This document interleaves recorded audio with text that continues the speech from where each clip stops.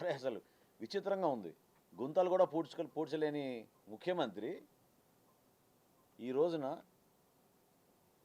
Election వాగ్దానాల గురించి, పరిపాలన గురించి ఆయన మాట్లాడుతున్నారు. 5 సంవత్సరాలు సార్ మీరేం చేశారు ముఖ్యమంత్రిగా? మద్యపాన నిషేధం అని చెప్పారు. ఏమైంది? ఎక్కడైనా మాడారా దాని గురించి?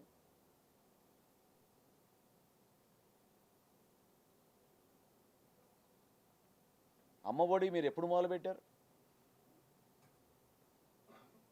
ప్రభుత్వంలో పరిపాలన చేసుకుంటున్నప్పుడు మీరు సృష్టించిన విధ్వంసం, ఆర్థిక విధ్వంసంలోంచి ప్రజల్ని కాపాడి రాష్ట్రాన్ని ముందు తీసుకెళ్ళడానికి కోసం గౌరవ ముఖ్యమంత్రి గారు చంద్రబాబు నాయుడు గారు, గౌరవ ఉప ముఖ్యమంత్రి గారు పవన్ కళ్యాణ్ గారు చేస్తున్న ప్రయత్నం కొంచెం సమయం పట్టినా కూడా ప్రతి ఒక్కటి మేము చేసుకుంటూ ముందుకు వస్తున్నాం.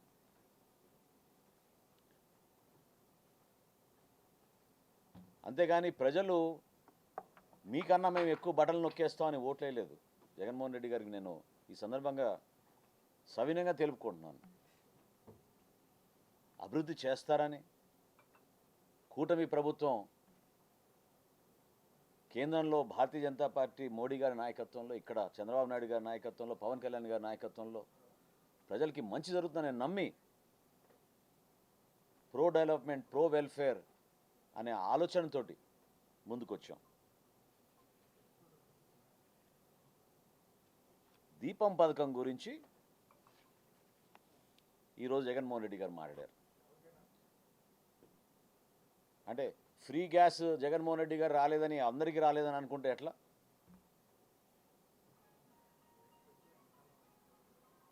అక్టోబర్ 31వ తారీఖున గత సంవత్సరం దీపావళి రోజున ఇచ్చాపురంలో, శ్రీకాకుళం జిల్లాలో ఈ కార్యక్రమం ప్రారంభించి 4 నెలలకు ఒకసారి ఉచిత సిలిండరు ఎవరైతే తెల్ల రేషన్ కార్డులు ఉన్న మహిళలు ఉన్నారో వాళ్ళకి అందిస్తామని దీపం 2 పథకం కింద నామకరణ చేసి ప్రారంభించాం. మీలాగా మీ పార్టీ కార్యకర్తలకి రాలేదనో మీకు రాలేదనో మీరు ఇంత అలజడి సృష్టించాల్సిన అవసరం లేదు. లెక్కలున్నాయి, వాస్తవాలు ఉన్నాయి. మొదటి విడతలో నవంబర్ 1 నుంచి మార్చి 31వ తారీఖు వరకు ఈ పథకం ద్వారా 97,59,000 మంది వినియోగించుకున్నారు. 846 కోట్ల రూపాయలు మా ప్రభుత్వం రిలీజ్ చేసింది.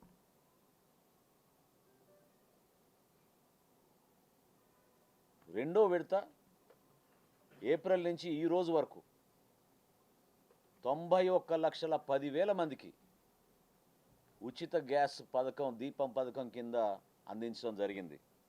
డబ్బులు కూడా చెల్లించాం. 712 కోట్ల రూపాయల డబ్బులు చెల్లించాం. ఇదేదో పౌర సరఫరాల శాఖ నుంచో ఆంధ్రప్రదేశ్ ప్రభుత్వం మీకు ఏదో లెక్కలు చెప్తుందని అనుమానం ఉంటే, కేంద్ర ప్రభుత్వం ద్వారా వచ్చే 3 సంస్థలు, ఇండియన్ ఆయిల్ కార్పొరేషన్ కానివ్వండి, భారత్ పెట్రోలియం కానివ్వండి, హెచ్పిసిఎల్ నుంచి కానివ్వండి, మీరు కావాలంటే వివరాలు తెప్పించుకోండి.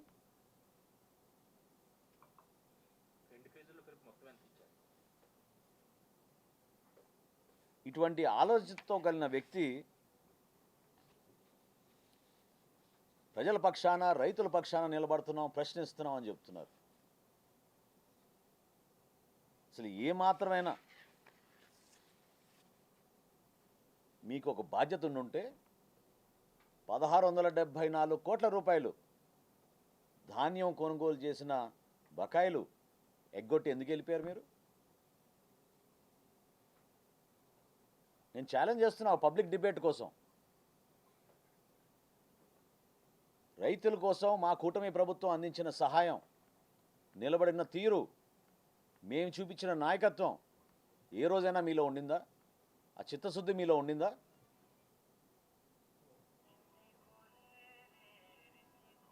$12,857 కోట్ల రూపాయలు ధాన్యం కొనుగోలు చేశాం మేము.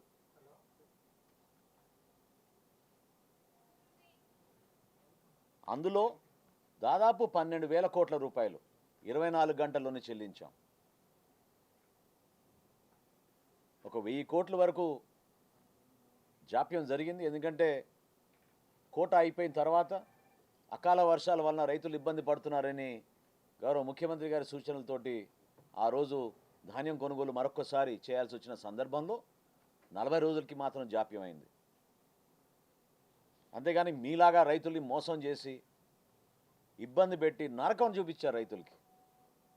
ఇష్టానుసారం ఏ మిల్లుకి వెళ్ళాలో వాళ్ళే నిర్ణయించుకునేవాళ్ళు.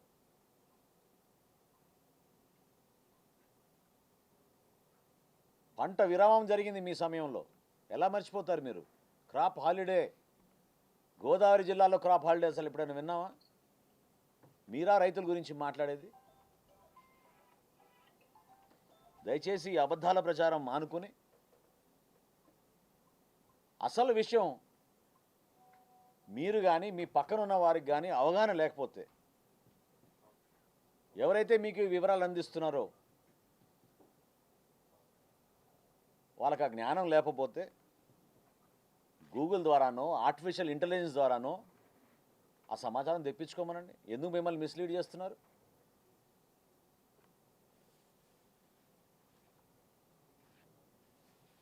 దీపం పథకంలో భారతదేశంలో ఈరోజు మొట్టమొదటిసారిన ఒక పైలట్ ప్రాజెక్ట్ చేస్తున్నాం మేము. 4231 బెనిఫిషరీస్ని ఐడెంటిఫై చేసి డిజిటల్ పేమెంట్, డిజిటల్ వాలెట్ అంటారు, కేంద్ర ప్రభుత్వంతో అనుసంధానం చేసుకుని ముందుగానే వాళ్ళ ఖాతాల్లోకి జమ చేసి గ్యాస్ సిలిండర్లు తీసుకునే విధంగా ఒక పైలట్ ప్రాజెక్ట్ ప్రస్తుతం చేస్తున్నాం.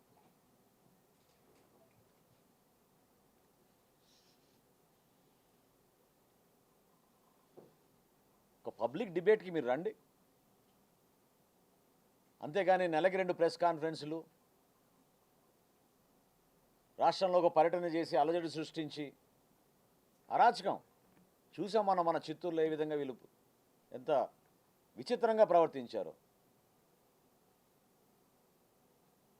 మామిడికాయలు కొనుగోలు చేసి రోడ్డు మీద పాడేసి తొక్కేసి రైతాంగాన్ని కష్టపడి పండించిన ఆ పంటని అవమానించే విధంగా ఒక నాయకుడు ప్రవర్తిస్తే ఏమనుకోవాలి మన సమాజం?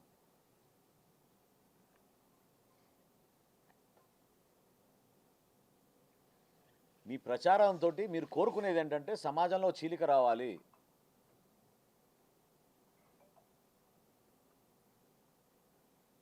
చిచ్చులు పెట్టి నిరంతరంగా కుతంత్రాలు చేసుకుంటూ పోతుంటే మీకు రాజకీయ లబ్ధి కలుగుతుందని మీదొక ప్రయత్నం. ఈ రెచ్చగొట్టే విధానాన్ని దయచేసి మీరు మానుకోండి.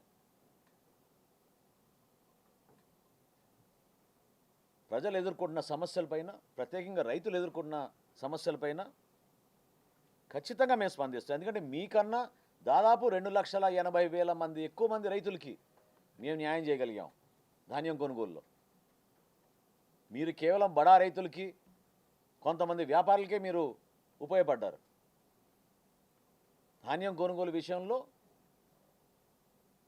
రైతులందరికీ కూడా సమానంగా అవకాశం కల్పించి 7,70,000 మంది రైతులకి ఖరీఫ్లోనూ రబీలోనూ ఈ కూటమి ప్రభుత్వం అండగా నిలబడింది.